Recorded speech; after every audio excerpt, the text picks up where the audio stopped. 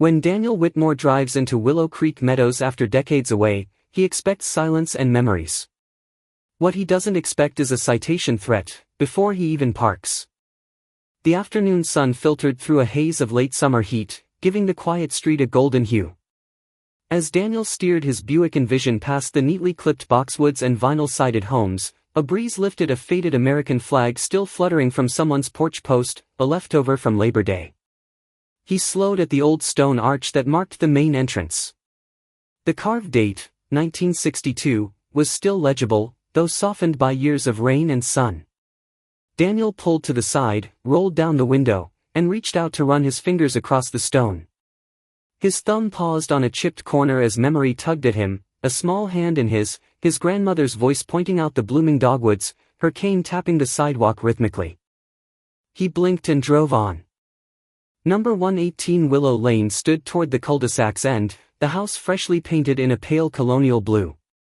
It had taken 3 transfers, 2 LLCs, and 1 discreet call to finalize the purchase. Daniel preferred to stay invisible, for now. He pulled up to the curb directly in front of the property, switched off the engine, and sat for a moment. Crickets sang from nearby shrubs, and in the distance, someone was mowing. The smell of cut grass mixed with sun-warmed asphalt, thick and familiar. Then, the sharp click of heels. From the corner of his eye, he saw her, blonde bob, tennis visor, crisp khaki skirt, and a white linen blouse that looked pressed straight from the hanger. Clipboard in hand, she moved with the self-appointed authority of someone who did not knock, but announce. She approached from the left, her pace deliberate, and Daniel had the strange sense she'd been watching from the moment he entered the neighborhood. "Excuse me, sir," she said, stopping 2 feet from the front of his car. "You're parked along a designated fire lane. That's against community policy." Daniel turned his head slowly, giving her the courtesy of a full gaze before speaking. "Is that so?" he asked, his tone even. She pointed toward the curb. "Yes. HOA regulations prohibit curbside parking in this section. You must move to your driveway immediately." He opened the door and stepped out, his dress shirt sleeves rolled just once, shoes dusted from the road. "I wasn't planning to stay long," he said, walking to the rear to retrieve a canvas bag from the trunk. She didn't budge. Even a few minutes could cause obstruction. Emergency services need access at all times. He scanned the curb.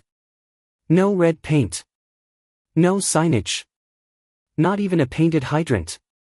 "I see," he said simply. Her eyes flicked to his license plate. "I'll move the car," he added, walking past her with measured pace. "Appreciate the reminder." Karen Brighton watched him, expression unreadable. Then she jotted something down. Daniel eased into the driveway and parked. From across the street, a figure emerged onto a shaded porch, a woman in a wide-brimmed straw hat, watering potted ferns with a tin can. She raised one hand and offered a small wave. Daniel smiled gently and waved back. "You're Ruby's grandson, aren't you?" she called, her voice textured with age but firm. He crossed the street slowly, careful to stay in the shade. "That's right.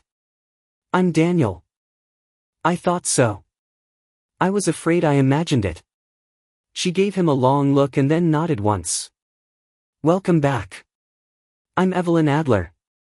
I live just here, and I make a mean peach cobbler. I'll bring some by tomorrow." He chuckled. "That'd be very kind of you." "Kind has nothing to do with it," she replied with a wink. "Your family here, whether that lady with the clipboard likes it or not." Daniel's smile lingered as he returned to the house. Inside, the air was stale, but the bones of the place were solid. Hardwood under his feet creaked in the familiar way. He moved through the rooms slowly, touching the old piano top, the corner shelf with curved trim, until he found the cedar chest at the foot of the guest bed. It opened with a sigh, and there it was, his grandmother's quilt, neatly folded, its edges worn but still lavender-scented. He carried it to the living room, unfurled it across the arm of a reading chair, and sat. The silence here was different now, no longer aching, but watching. Later, with the sun dropping below the rooftops, Daniel poured himself a glass of iced tea and stepped out onto the porch.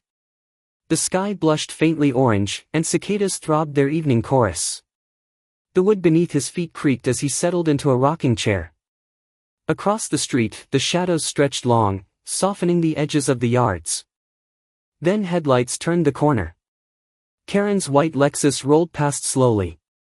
Daniel lifted the glass to his lips and didn't blink as she coasted to a near stop, phone raised. A click. The flash caught the glint of his license plate.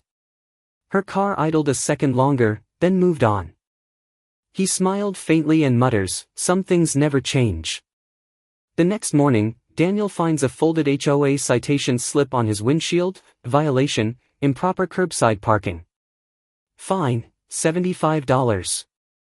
The sun had barely risen above the rooftops when Daniel stepped onto his porch, coffee in one hand, keys in the other. The breeze still held a touch of the night's coolness, and the neighborhood was just beginning to stir. Lawn sprinklers ticked rhythmically across 2 yards.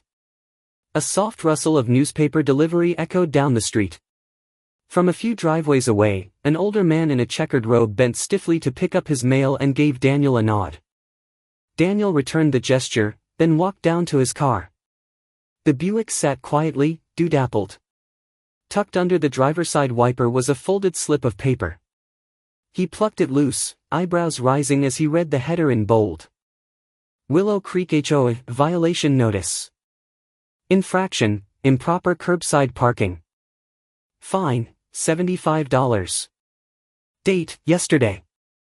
He leaned against the hood, slowly rereading the note.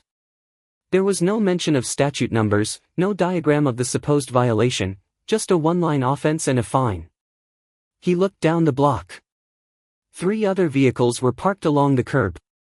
One belonged to a beige sedan that hadn't moved in 2 days. Another, a pickup with gardening tools in back, idled noisily before rolling away. No notes under their wipers. He headed back inside, setting the citation beside the coffee pot and reaching for his laptop. As the machine booted, his gaze fell on the fireplace mantel. A photo in a thin wooden frame sat near the center. His grandmother, standing proudly in front of the same house, waved at the camera. The Buick wasn't in the shot, it hadn't existed yet, but the curb behind her was unmistakable. No red lines, no signage. Just street, sky, and a woman who believed home was sacred. He sighed, opened the HOA portal, and pulled up the bylaws. Section 4.2, Parking Regulations. No reference to that section of curb. No mention of fire lane. He cross-checked 3 subsections, then searched the community Q&A. Vague terms floated: emergency access routes, as deemed appropriate by board, enforcement discretionary. He clicked the screen off. Outside, the morning brightened. Birds gathered around the low fence bordering Mrs. Adler's yard. Daniel slipped into loafers and made his way toward the community mailbox cluster near the garden. The air carried a mix of lavender, mulch, and newspaper ink. A few neighbors loitered nearby, most still in pajama pants or light cardigans, coffee mugs in hand. A teenager zipped past on a skateboard, looping lazily through the sidewalk curve before hopping off near the mailboxes.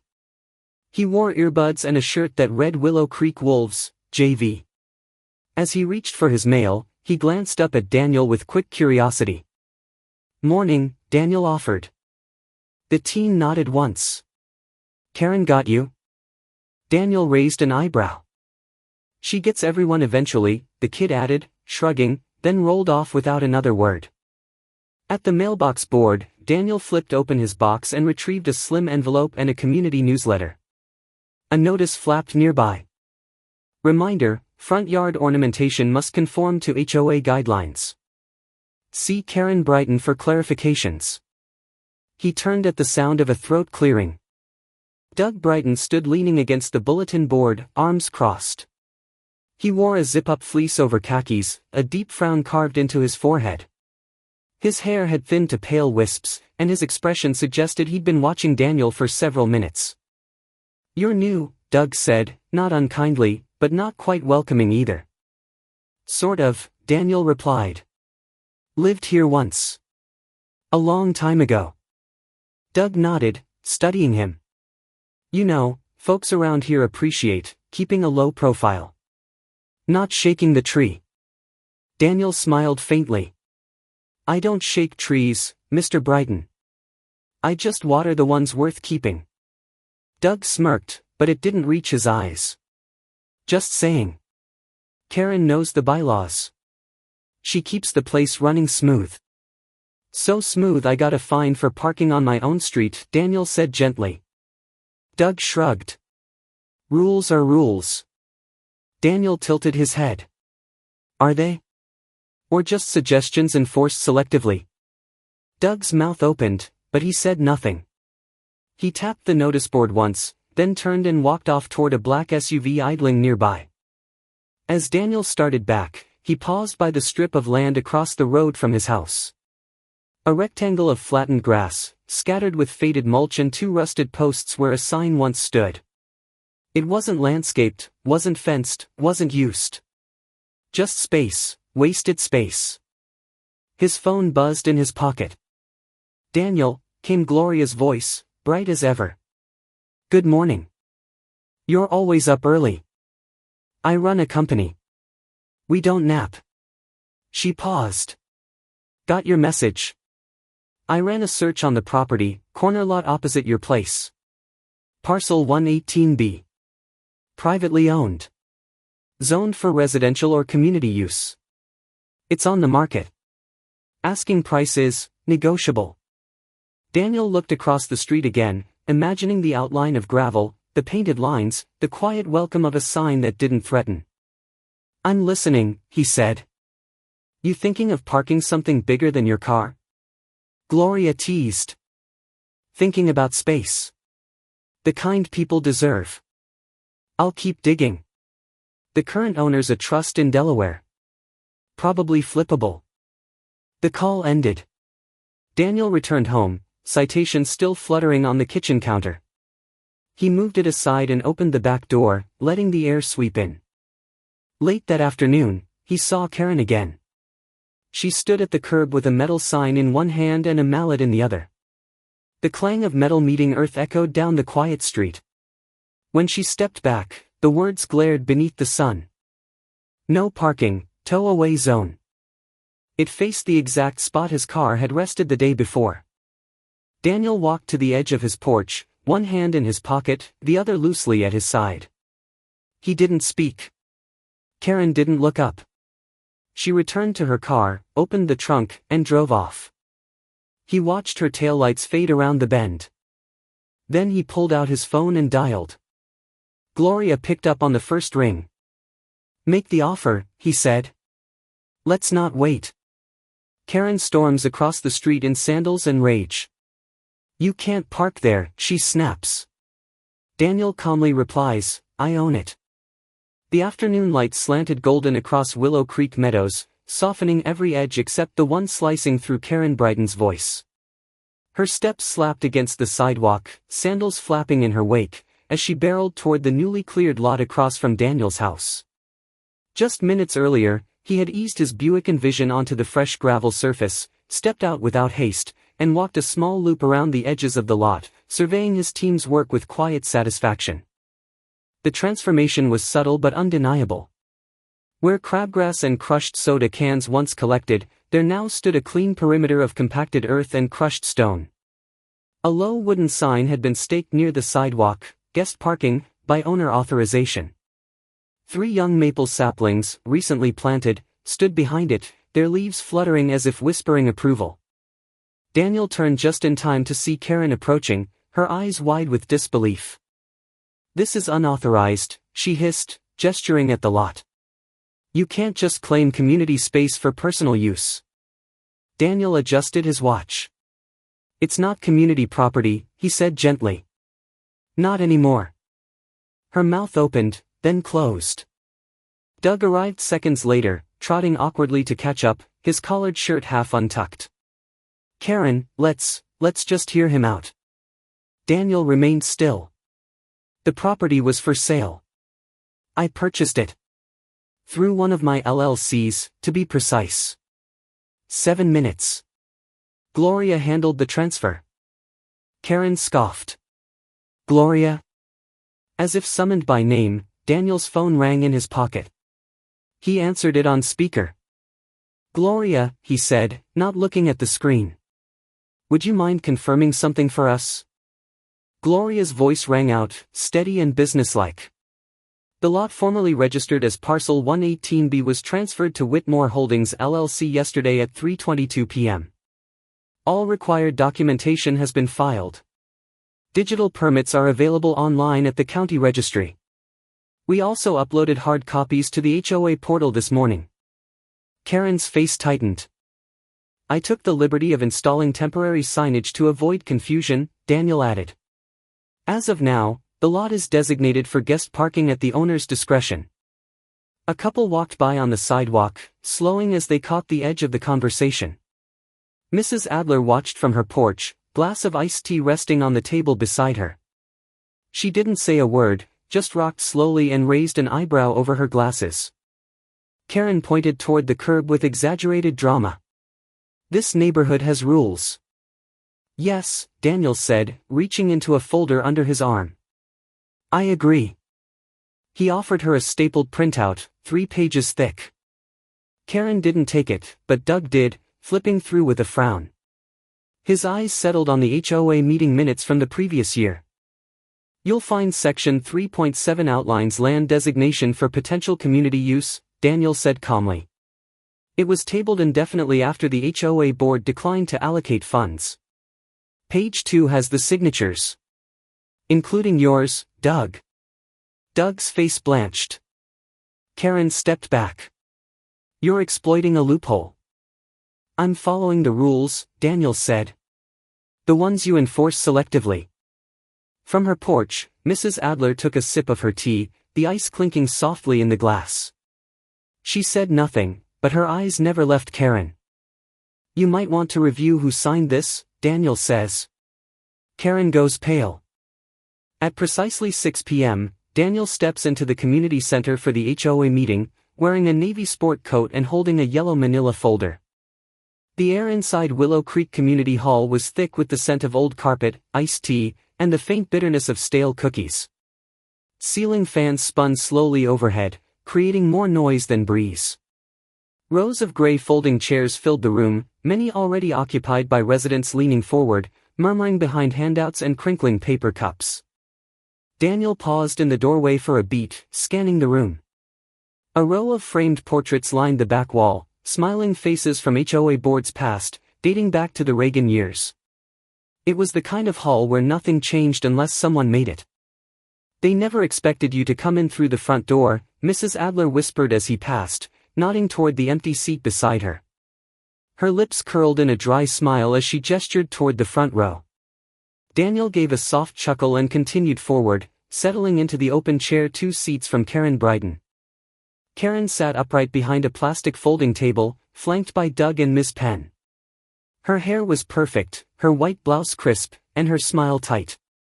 A small name placard in front of her read, "Chairwoman, HOA."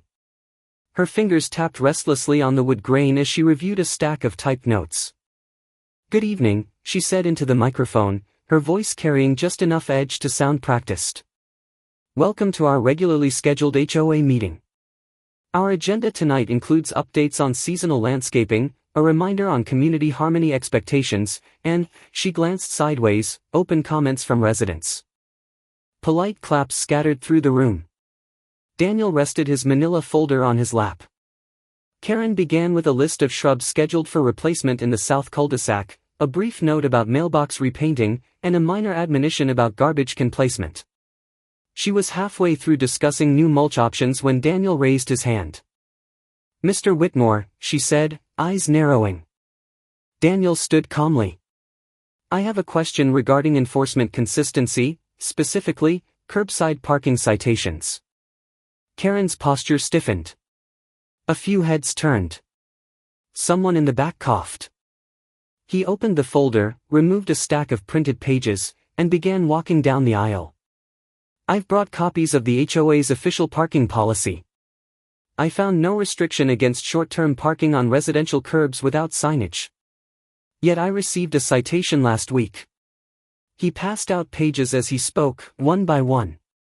"In fact, I found no language about fire lanes on Willow Lane at all. Murmurs spread. Mrs. Kwan, seated 2 rows back, raised her hand. I got one of those, too, she said. Last spring. Parked for 10 minutes to unload groceries. Karen's hand moved toward the microphone, but Miss Penn leaned forward. Let him finish. Daniel nodded, grateful. I also took a brief walk yesterday. These are photos of vehicles parked similarly, no citations, no warnings. He passed another handful of prints forward. In the photos, several vehicles lined the same curb where he had parked, some sitting for hours, one partially blocking a fire hydrant. The room quieted. Karen cleared her throat. HOA enforcement relies on volunteer availability. We can't possibly catch every infraction. Daniel kept his tone even. Or perhaps, some infractions are only infractions when certain people commit them. The air shifted. Doug adjusted his glasses. That's a strong accusation, Mr. Whitmore. Daniel didn't flinch. Not an accusation. A pattern. He turned and held up a printed copy of an HOA site plan. I'd also like to formally announce that I've purchased the Willow lot. It's now privately owned and available for guest parking, free of charge. The signage went up yesterday. It's properly permitted. And it serves the community better than in used dirt. Gasps flickered across the room. Karen leaned toward her mic. That lot was unassigned, Daniel said, cutting her off gently. According to county records, it was never owned by the HOA. Miss Penn sat back, fingers steepled. Daniel took a breath, then unfolded one last document. Finally, he said, I'd like to read an excerpt from the HOA's own minutes, dated last November. Karen's jaw tightened. Doug looked down. Daniel read, slow and clear, motion passed to reduce guest parking spaces due to landscaping costs. Approved and signed by Treasurer, Doug Brighton.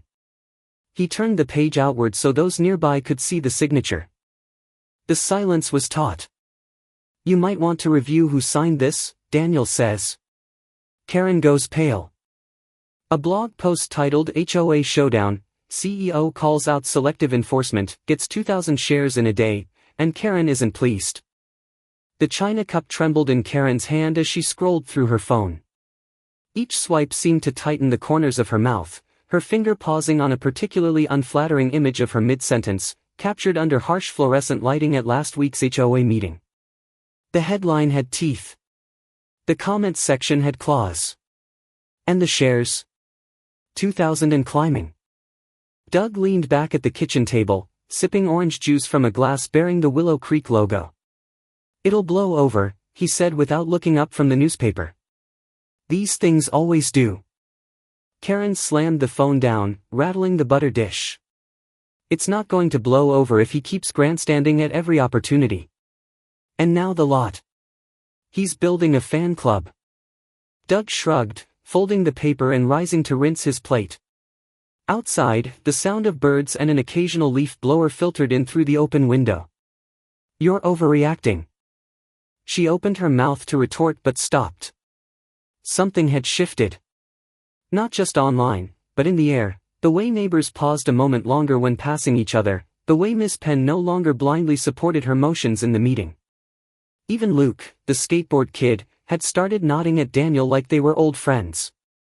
A few streets away, Daniel sat at his desk, bathed in the soft glow of morning light. His study was modest, bookshelves along one wall, a large map of Charlotte tacked above his printer. The blog post, now bookmarked, was minimized on his laptop screen. In its place was a scanned document, grainy, angled, but legible. It had arrived folded, without a return name, tucked into his mailbox between a hardware store flyer and a cable bill. It was a copy of a maintenance invoice. And another. And then a third. Same vendor name, same line item, 3 different months. Identical charges. Daniel sent them to Gloria. She called 5 minutes later. Well, this is interesting, she said. The vendor, Brightscape Solutions, doesn't exist in the North Carolina registry. That name's a placeholder if I've ever seen one. Want me to dig? Dig, Daniel said. That afternoon, Karen arranged folding chairs on her front lawn and set out trays of tea, cookies and sliced lemons. A chalkboard sign read, "Community tea and chat, let's listen to each other." Only 3 neighbors came. One left with a polite cough. Another just grabbed a cookie and mumbled about carpool. The third was Mrs. Adler. She wore a wide sun hat and carried a plate covered in aluminum foil. "Thought I'd bring something to complement the conversation," she said, setting it down. Inside was lemon cake, fluffy, citrus-scented, dusted with powdered sugar. Karen gave a tight smile. "That's very kind." Mrs. Adler sat down slowly, crossing her ankles. "Funny thing about kindness. It usually starts with transparency. You remember those days, don't you? When the HOA budget was printed and taped to the community board for everyone to read?" Karen flushed slightly. "We've digitized now. It's more efficient." "More efficient doesn't always mean more honest," Mrs. Adler said sweetly, taking a bite of cake. Back on Willow Lane, Luke leaned his skateboard against the curb and paused near Doug's garage. The door was cracked open, a soft mechanical hum inside. Through the gap, he saw Doug standing over a shredder, feeding in stack after stack of paper. White edges scattered across the floor like snow. Luke crouched down, quietly pretending to retie his shoelace. That evening, Gloria called again. "It's not just duplicate charges," she said. "Brightscape Solutions is linked to a Delaware shell company. Guess who signed the check requests?" "Doug," Daniel said flatly. 3 out of 5 reimbursements went to accounts tied to his old business address. Daniel walked to the front door, phone still pressed to his ear. Outside, the sun had nearly set. He reached for the mailbox, then froze. Stuck to the inside of his doorframe was a small, neon pink sticky note. The handwriting was uneven, hurried. "Check line 14, August." He peeled it loose, heart steady, but gaze sharp. The note trembled slightly in his hand. The wind caught it, but he pressed it into his pocket before it could fly. Whatever crack had formed in the foundation of Karen's HOA reign, it was widening. "He's not just a troublemaker, Karen," Doug says. "He's building a case." The words echoed through Karen's kitchen, cutting through the clink of her spoon against a teacup. Outside, the October wind scattered yellow leaves across the porch. Inside, Doug stood near the window, arms crossed, staring out like he expected Daniel to materialize from the fog and accuse them outright. Karen lowered her spoon gently into the saucer. "It's just politics," she said. "He wants attention." Doug shook his head. "This isn't a blog post or a pointed question at a meeting. He's collecting things. Dates. Names. Vendors. He's not speaking to get applause, he's building the floor beneath something real."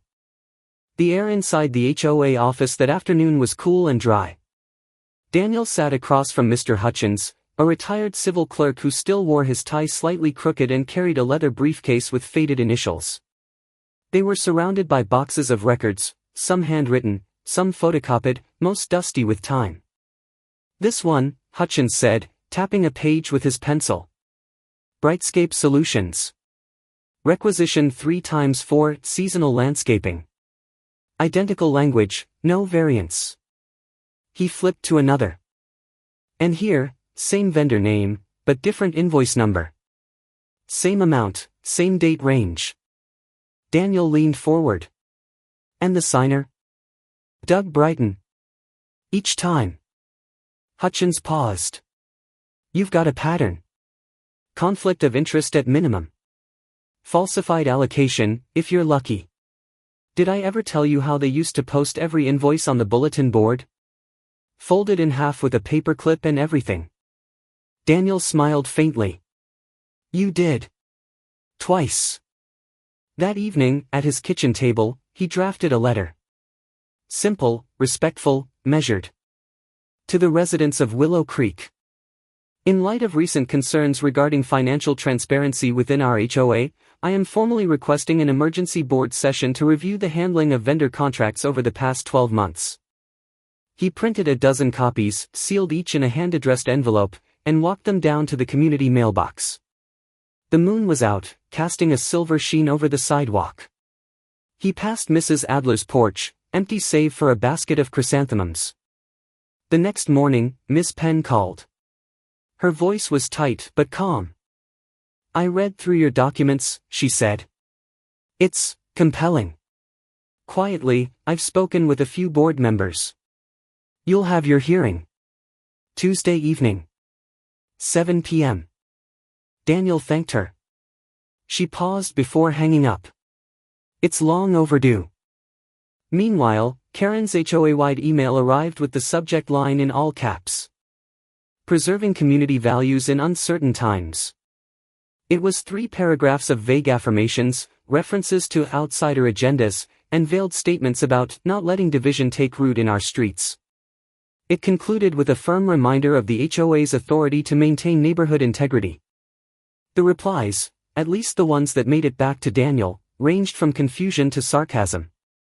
One neighbor forwarded the message with the subject line edited to, "Preserving power in broad daylight." Later that afternoon, as Daniel returned from a quiet walk with Mrs. Adler, he paused at the mailbox cluster. Doug was already there, arms crossed, lips thin. "You think you're clever?" Doug said quietly. "Getting folks all riled up. Posting things, printing things. You're not going to like what comes next." Daniel reached for his mail, eyes calm. "Are you threatening me, Mr. Brighton?" Doug stepped in. "No. I'm warning you. Defamation has teeth. And lawyers." Daniel didn't flinch. "So does truth. And receipts."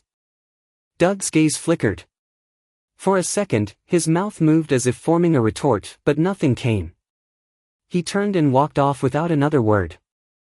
That night, Gloria called. "I just reviewed the HOA's insurance policy," she said.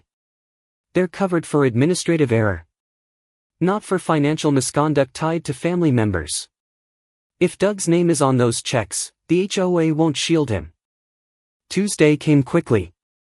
The emergency meeting was approved with a quorum of residents in attendance.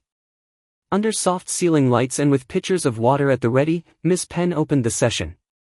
Daniel stood, document in hand, and read aloud the confirmed inconsistencies. The room murmured. Faces that once avoided his gaze now leaned in, following every word. By vote, Doug Brighton was placed on administrative leave pending a full financial audit. That night, before bed, Daniel stepped out onto his porch. Along Willow Lane, signs had begun to appear, poking out from flower beds and neatly trimmed hedges. It's time for change. He sat, cup of chamomile tea cradled in his hands. Mrs. Adler sat beside him, knitting quietly under the porch light. They didn't speak. They didn't need to. The stillness between them said everything. The community center is packed, folding chairs filled, thermoses of coffee in hand. A sign on the door reads, "HOA Emergency Session, all residents welcome." Cinnamon potpourri drifted faintly through the vents, mingling with the scent of black coffee and the wool of fall jackets drying in the warmth of the crowded hall. The air was alive with murmurs, low greetings, and the shuffle of chairs as latecomers squeezed into the back. Name tags dotted shirt pockets and sweater fronts, many handwritten in pen too faint to read from a distance. Daniel stood near the edge of the room, the manila folder once again in hand, edges slightly worn from use. He scanned the crowd, familiar faces now, Mrs. Kwan, seated beside Mr. Lang, her hands folded tightly in her lap. Luke, earbuds out for once, hunched forward in the third row, chewing on a pen cap. And at the back, as ever, Mrs. Adler sat with perfect posture, gloved hands resting atop a folded program. At the front, Miss Penn cleared her throat. She looked smaller than usual behind the folding table, but her eyes were steady. This emergency session was called by petition of residents, she began, voice slightly amplified through a portable mic. Tonight, we will hear evidence presented regarding our HOA's recent vendor practices, and vote on motions proposed. Please remain respectful. Daniel stepped forward, nodding to her in quiet thanks. The room settled. A few people shifted, chairs squeaking faintly. He placed his folder on the table and unfolded a single sheet. "I'm not here to make accusations," he said calmly. "Only to present facts. Verified, documented, and gathered through open channels." He spoke for 6 minutes. 3 payments to Brightscape Solutions, all for identical services. None accompanied by competitive bids, as required. Each authorized by Doug Bryden. A secondary LLC traced to a UPS box in Delaware. No vendor license registered in the state. Copies of invoices. Signature comparisons. Then came Hutchins. The old civil clerk stepped up without flourish, adjusting his glasses. "In my professional reading," he said, tapping the papers, "this constitutes conflict of interest and procedural misconduct. If I saw this in a city office, it'd trigger an internal review." A ripple passed through the room. A few people nodded. Others leaned toward one another. Then came the voices. "I was fined twice for having a garden gnome," Mrs. Kwan said, quietly but firmly. "But the house next door has wind chimes, 6 flags, and lawn flamingos. They said I had to take down my basketball hoop," Mr. Lang added, "even though it was up for 10 years before Karen moved in. I got a notice for letting my nephew park in front for one night," another resident said. "And it was raining." Karen sat stiffly beside Doug, lips pressed into a thin line. She raised her hand. "There have been clerical oversights," she said. "No system is perfect. But this feels like a coordinated smear campaign." Doug added, "The vendor was legitimate. We had landscaping needs. This is being blown out of proportion." Daniel met their eyes, then turned back to the room. "This neighborhood," he said gently, "isn't just a collection of homes. It's a community. And the rules we follow should reflect that. Not control it. Respect should be the foundation. Not convenience. And certainly not favoritism." Ms. Penn nodded. She looked down at her prepared notes, then back at the crowd. "We will now vote on 2 items," she said. 1. To remove Doug Bryden from all HOA contractual authority and suspend his board privileges pending audit. 2. A vote of no confidence in Karen Bryden as HOA chair. Silence. Then hands went up. Dozens. Daniel counted quietly in his head, but he didn't need to. It was over 80%. Karen's face had gone pale, a sharp contrast to the high color in her cheeks just minutes earlier. She reached slowly for her purse, not speaking. Doug stood awkwardly, adjusting his belt, muttering something inaudible. No one stopped them as they gathered their things. At the side aisle, Luke leaned toward Daniel as the movement died down. "You didn't yell once," he whispered. "And you still won." A new sign stands tall, "Willow Lot, Community Welcome Zone." Below it, "In memory of Ruby Whitmore, 1919 to 1999. Golden leaves skittered across the pavement, chasing the laughter of children weaving between hay bales and picnic tables. The air smelled of grilled corn, barbecue, and nutmeg. At the corner of the lot, once an unloved patch of dirt, now edged in young maple trees and lined with new benches, a wooden sign stood beneath a garland of marigolds. Freshly painted letters caught the October sunlight. Beneath them, a small brass plaque glinted, catching the eyes of passers-by. Daniel stood a few steps away, hands in his pockets. He wore a soft navy sweater and brown loafers, the kind his grandmother used to call proper shoes for an honest day. All around, Willow Creek had come out in full. Lawn chairs faced the portable grill. Toddlers danced near the cider station. A couple of teens hung Christmas lights on the fence even though it was still October. It was messy in the way real joy often was. From across the lot, Ms. Penn approached, holding a clipboard under one arm and a styrofoam plate in the other. "You made all this possible," she said, balancing the plate and offering it with a nod. "Pulled pork. Hope you're not one of those California vegetarians." "I'm North Carolina raised," Daniel replied. "We judge meat by the smoke ring." She laughed, then lowered her voice. "We offered you a board seat, you know. You could have had the gavel." He shook his head with a smile. I never needed the title. I'll help where I can. But sometimes, quiet support works better. Miss Penn looked around. They seemed to think so. She tipped her chin toward a group of residents gathered near the photo board, where images from the fall cleanup were pinned beside snapshots from Ruby Whitmore's time, black and white prints showing her planting hydrangeas in front of the original mailbox cluster. Thank you, Daniel, she added, more gently now. For reminding us what this place could be. He nodded. We just needed to let it breathe. A ringtone buzzed in his pocket. Gloria. He stepped aside, raising the phone. Hey. I just got off a call, she said, wind in the background. Your blog post hit a legal newsletter. HOAs in 3 other states are talking about rewriting their vendor policies. You might have started a movement, Daniel. I just wanted to park, he said dryly. Sure you did. And now you've parked it right into policy reform. I'm proud of you. I didn't do it alone. I know. But someone has to go first. They hung up. Daniel tucked the phone away and turned to find Mrs. Adler approaching, arm linked with Luke's. She wore a deep red shawl, knitting bag over her shoulder. Luke's hair had been combed, sort of, and he held a paper plate stacked with brownies. Shall we? She asked, gesturing to the paved path through the center of the lot. They walked slowly, the crunch of leaves underfoot. They passed a bench near the edge of the lot, brand new, its wood pale but already bearing the carved initials of someone's quiet claim, J+M, October 2023. It's funny, Daniel said, how a little space can change everything. Mrs. Adler nodded. It's not the space. It's what people do when they're finally invited in. They reached the new bench at the center of the lot, beneath a string of Edison bulbs swaying gently in the breeze. Daniel sat, folding his hands in his lap. Around them, the sounds of celebration blended with rustling leaves and the soft clink of cider mugs. He looked out over the gathering, over games of cornhole, over teenagers sharing earbuds, over new faces mingling without caution. Sometimes, he says to Mrs. Adler, you don't need to fight fire with fire. Just by the fire station.